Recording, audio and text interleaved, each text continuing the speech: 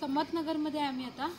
आणि अशा गेटअपमध्ये काय आहे तर चोळी होती माझी 7 महिन्याची आणि ते सगळं फंक्शन संपून मग आता अचानक इमिडिएटली कॉल आला, त्यामुळे ड्रेस वगैरे चेंज करण्यात काही टाइम वेस्ट घालवला नाही, सरळ हाय असं पळत आले. तर सर कोण बघितलं साप? नाही कोण बघितला पहिला? तुम्ही बघितलं आंटी? कसं दिसलं ते? अचानक बसलेलं तुम्हाला दिसलं, आवाज करून आलं आता म्हणून बघायला आलो. ठीक आहे. आणि जिन्यावरती आहे साप. इथं कोण येऊ नका हा. जिन्यावरती कुत्र्याला हाकला द्या.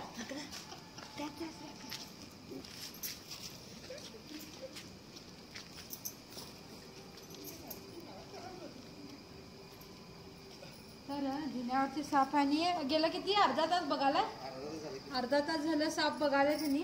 चला आता सावकाश जायला पाहिजे. तिथनं उडी घालू शकता तुम्ही, लक्ष ठेवा तिथं दादा.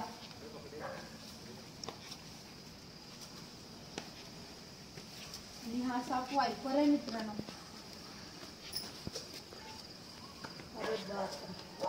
खूप मोठा साप आहे. बघू शकता कसा आता आवाज करायला तुम्ही बघू शकता. ते बघा फार रागीट साप आहे. बोनस आहे मित्रांनो. अजून थोडी स्थिती मोठी करूया. डेंजर सिच्युएशन आहे फार.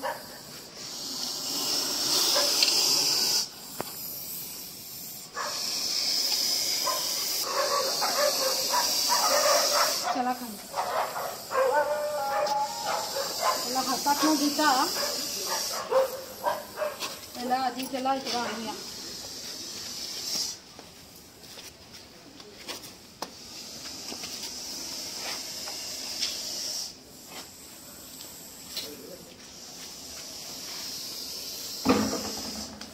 एवढं शाळासारखं आत परत येईल बघा ते बघा. फार डेंजर सिच्युएशन आहे, फार डेंजर साप आहे. आवाज बघू शकता कसं करायला आहे. बोनस आहे मित्रांनो. तुम्ही जर आमचे नेहमीचे प्रेक्षक असाल तर तुम्हाला माहितीच असणार की कोणता साप आहे हा. बोनस आहे, डेडली पॉयझनस. त्याला मी हात लावणार नाही. समर्थनगर एरिया आहे आणि या एरियामध्ये नाला जातोय खूप मोठा, बेल्लाड नाला आम्ही म्हणतो त्याला.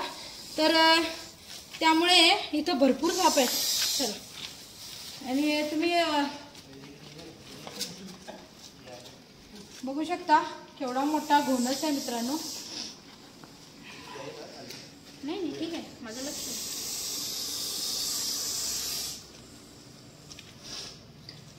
चला ह्याला हात न लावताच आपण हे करूया. जाईल तो, कारण या सापाला हातात धरणं म्हणजे एखाद्या मरणाला हातात धरण्यासारखं आहे. आणि बघू शकता कसा आहे, रागीट आहे साप फार.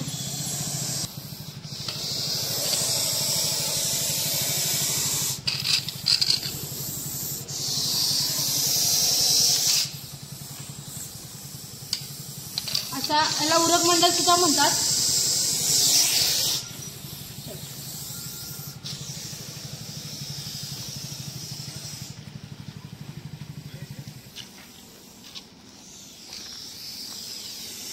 अशा पद्धतीने साप हातामध्ये आलाय.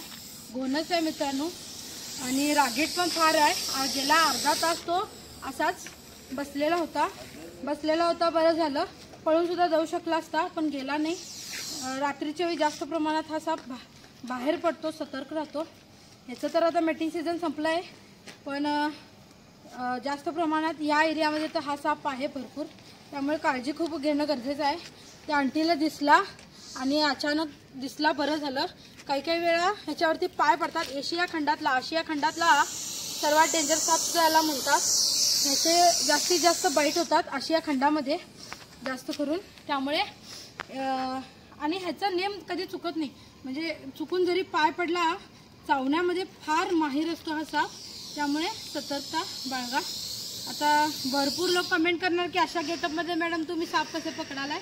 काय करता येत नाही, कारण इमर्जन्सी कॉल असतात आम्हाला आणि त्यामुळे ड्रेस वगैरे चेंज करण्यात आम्हाला टाईम नसतो. त्यामुळे आहे असं मी सर्व्हिस लोकांना देण्याचा प्रयत्न करतो. घोणस खूप मोठा साप आहे मित्रांनो. तर व्हिडिओ आवडल्यास लाईक करा, शेअर करा, कमेंट करा. अजून एक प्रेग्नेंट महिलांना साप पकडायचं नाही म्हणतात. आता 7 महिन्याचे प्रेग्नेंट आहे मी आणि आज चोळी होती माझी, त्यामुळे तसं काय नसतंय. प्रेग्नेंट महिलांना साप पकडू नये किंवा सापाचे डोळे जातात. आता या सापाचे डोळे जातात काय बघूया आपण. तर ठीक आहे, व्हिडिओ आवडला जरूर लाईक करा, शेअर करा, कमेंट करा. धन्यवाद.